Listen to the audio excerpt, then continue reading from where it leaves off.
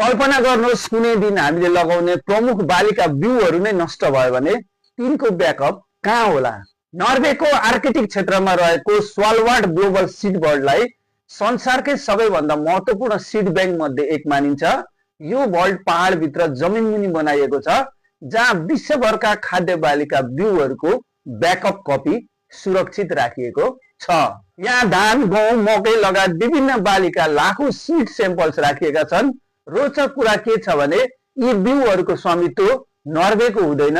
विभिन्न देश र संस्थाहरूले आफ्नो बिउ यहाँ सुरक्षित राख्छन् ताकि उनीहरूको मूल कलेक्सन नष्ट भए पनि फेरि प्राप्त गर्न सकियोस्। यो बर्डलाई अत्यन्त चिसो अवस्थामा राखिन्छ जसले बिउलाई लामो समयसम्म निष्क्रिय अवस्थामा सुरक्षित राख्न मद्दत गर्छ। युद्ध, प्राकृतिक विपत्ति, रोग वा जलवायु परिवर्तनका कारण कुनै पनि बालीको जेनेटिक डाइभर्सिटी हरायो भने यही ब्याकअप भविष्यमा निकै महत्त्वपूर्ण हुन सक्छ। त्यसैले यसलाई कहिलेकाहीँ डुम्सडे सीड बर्ड पनि भनिन्छ। अर्थात् संसारले विश्वका लागि आफ्नो खाद्य बालीहरूको ब्याकअप पृथ्वीको सबैभन्दा चिसो ठाउँमध्ये एकमा सुरक्षित राखेको छ।